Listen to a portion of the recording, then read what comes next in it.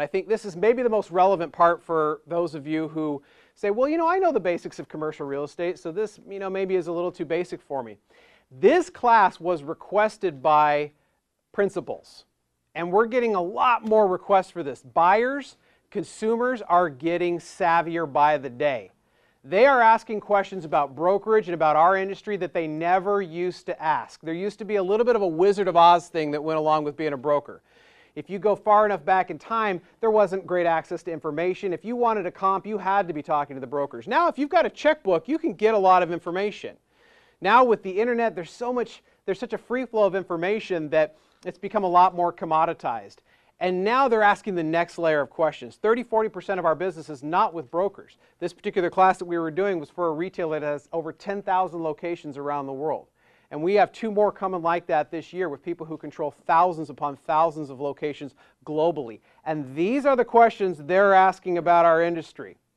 So we thought it would be very timely and important to do that here so that you know what your clients are asking for. A lot of topics in here. The first one I want to cover is, and I'll tell you, 21 or 22 years ago, I'd only been in the business for about 3 years, and I had the opportunity to go to work for a gentleman who today is still considered one of the best real estate economists out there. He's regularly interviewed on TV and on radio and on internet podcasts. And we had a project. We had a project to create this database of information about our market. And we had everything. We had the leading economic indicators. We had the coincident indicators. We had the lagging indicators. We had population sliced and diced in ways I didn't even think you could slice and dice population. We had one of the most robust spreadsheets. I don't even know the amount of hours it took me to create this repository of information. Now here's the $64,000 question. As brokers, how often do you think we access that information? Somebody venture a guess. Try never.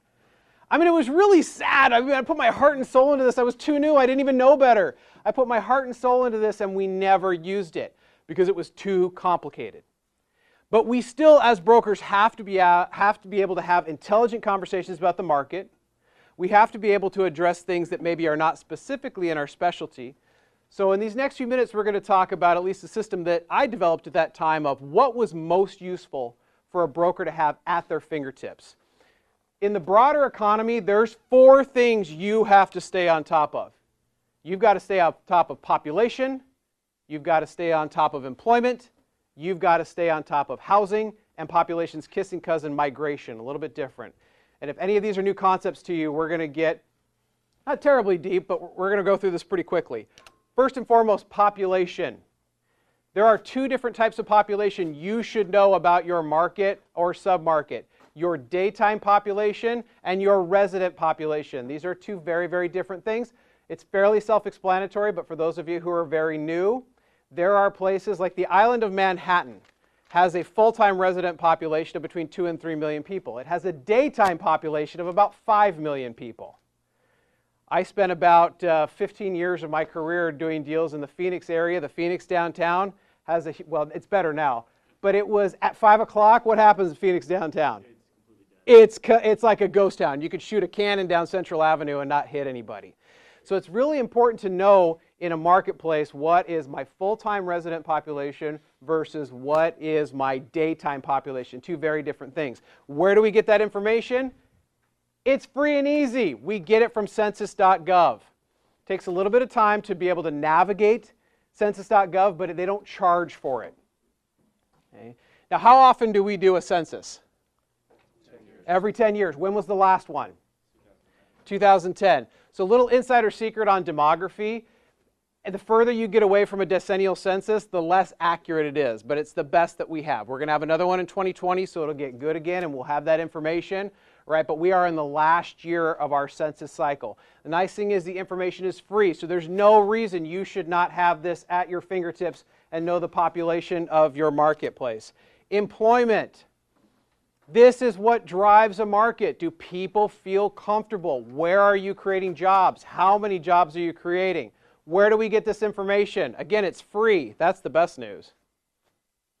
You get this information from the Bureau of Labor Statistics, BLS.gov.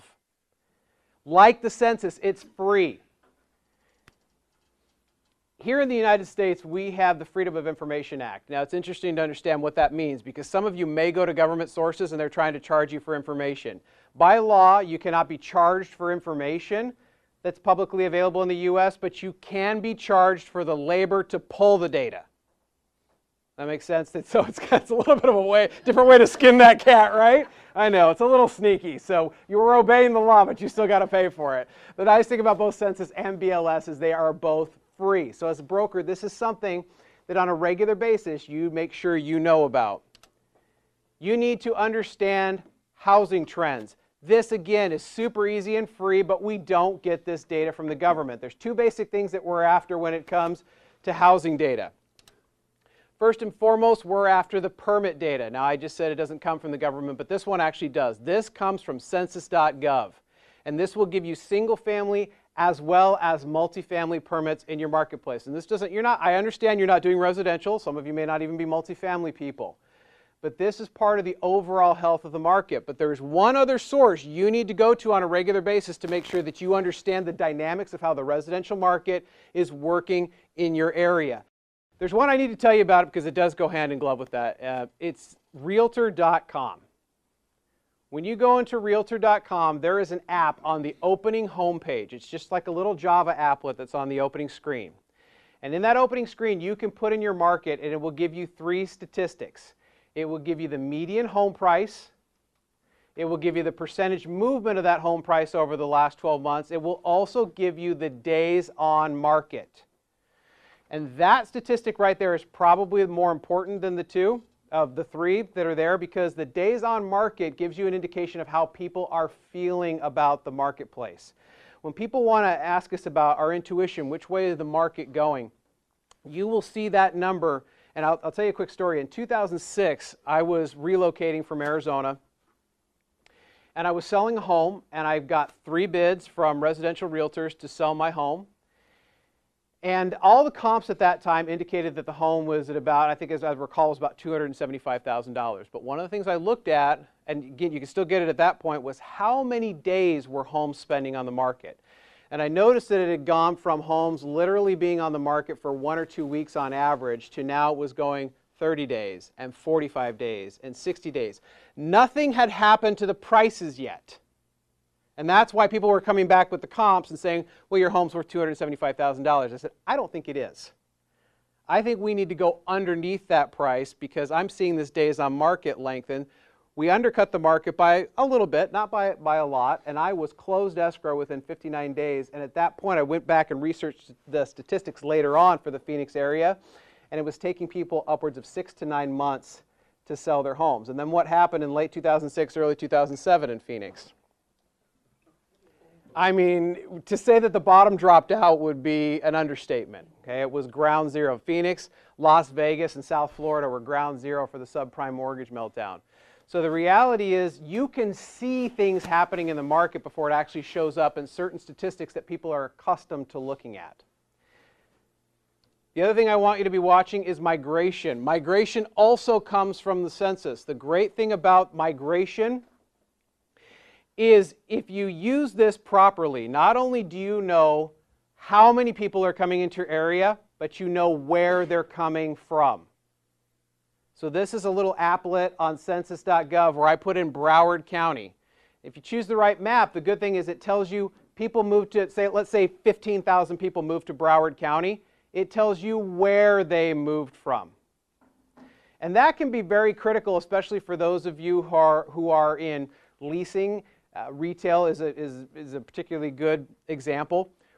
I used to use this as a broker in Phoenix. Now I can tell you, most of you who are familiar with Arizona, at least at the time that I lived in there, statistically speaking, only 1 out of every people in the Phoenix-Scottsdale area was originally from that area.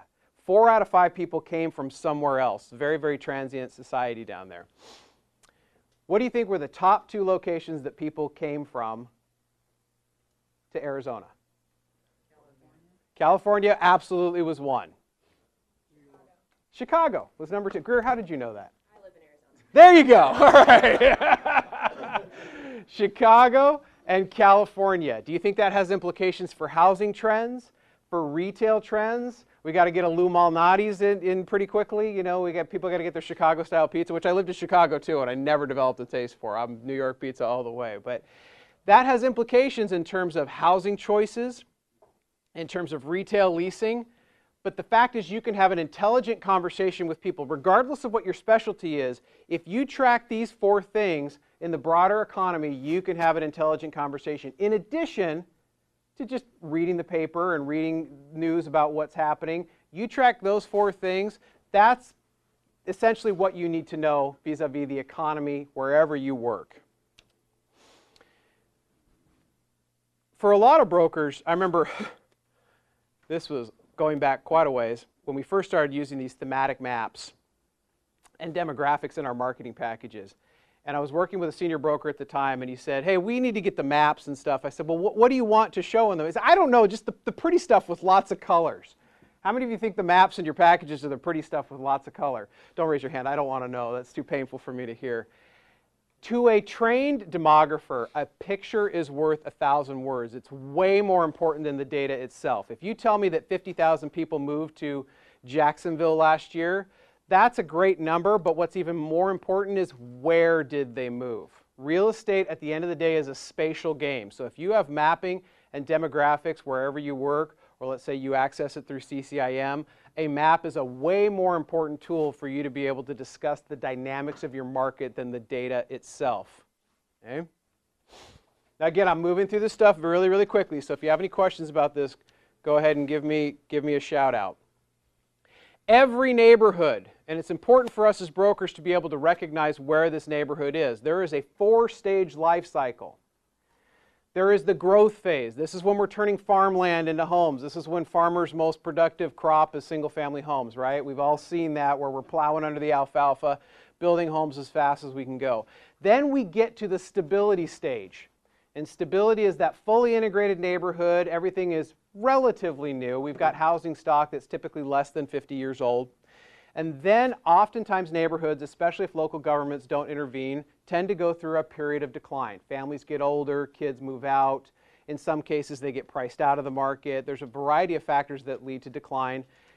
And in the best places, we get into a reintegration phase or a renewal phase. Some of you, and usually this is not said positively, but we talk about gentrification, where people come back into a neighborhood and revitalize it. Anybody here from New York?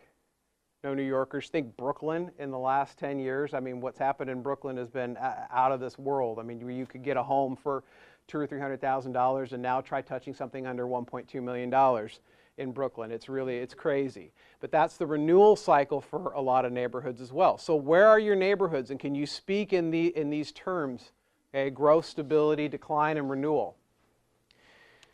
You also need to be a little bit broader of an instrument when it comes to tracking the market in other real estate disciplines that are not yours in commercial. You're an office person, you tend to know office really well. You're industrial, you know industrial like the back of your hand. But what do you know about the other product types? The other product types, we don't exist in a vacuum. We are a market, and everything has a ripple effect. If multifamily's not doing well, guess what? Others aren't going to do as well either. Okay, so there's this interconnection. You want to be able to stay on top of your price per square foot, your capitalization rates, and your occupancy/vacancy, depending on what you're going at. Here is the residential indicator I was talking about on Realtor.com with the 3 metrics: the median list price, the days on market, as well as the active listings. All this is a screenshot of that little Java app at the top of Realtor.com. So you can see where these statistics tend to diverge from each other. So for example, if you looked at Seattle, we'll take the first one. 12%, you've got prices up year over year, but look at that second statistic. Does that second statistic start to concern anybody? It should, because you have a 67% year over year increase in days on market. That means that even though prices are stable, you could be looking at the beginnings of a price correction because it's taking people longer to get price. And you are real estate practitioners. What happens when you put a listing out there at a certain price and you don't get activity on it? Exactly. Guess what? It's not any different in residential. So when you see this start to lengthen out, you're going to start seeing more price reductions in the marketplace. You also want to stay on top of your commercial real estate indicators. If you work for one of these firms up here, you already have internal research reports? How many of you read the internal research reports that your company's producing? Good. I mean, it depends on where you work, but I would hope that every hand would go up. This is something that, this is basically a free service. You're paying for it. You should know what your company is saying about the marketplace. If you're working for a smaller independent firm, and those of you who work for the big firms, I didn't just say this, but most of the time you can get these reports for free. Okay, so you can know. And even though I always worked for a firm that produced these types of reports, I still looked at what my competitors were saying about the marketplace because it all helps me formulate an opinion, especially about other product types. It's a quick way to get up to speed fast on what's happening. In the United States of America, our gross domestic product, 2/3 of our GDP is based on what you and I do when we take our wallet out of our purse or our pocket. Okay, we are a consumer-based society. Okay, so when you look at things like, there's such a ripple effect on how you and I feel. How do we feel about our job? How do we feel about housing? And housing is a fundamental need, whether the economy is up or whether the economy is down. There are sales happening.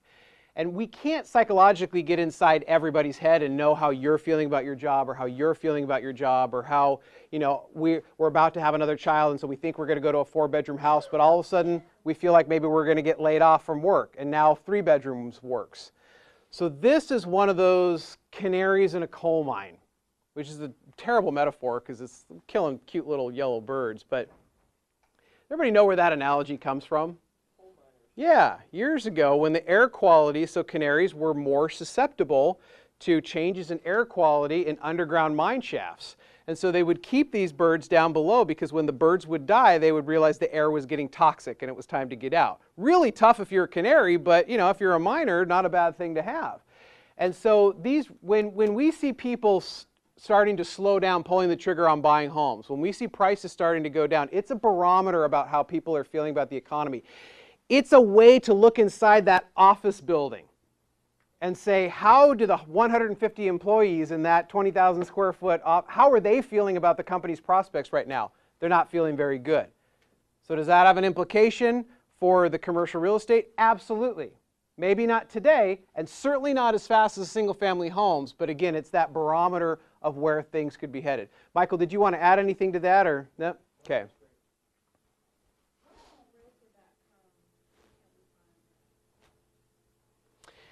So if memory serves me correctly, there was, at least when I went on Realtor.com, there's an app at the top that allows me to, under the research, and then I can search by market. If not at a break, I'd be happy to come over and take a look at it with you. They probably do, yeah. Just to get some critical method on this, if you have housing, increased days on market, more inventory, means more people are trying to get out of that market. What does that influence have on office or your retail, or how would you speak to those points? Just give us an example.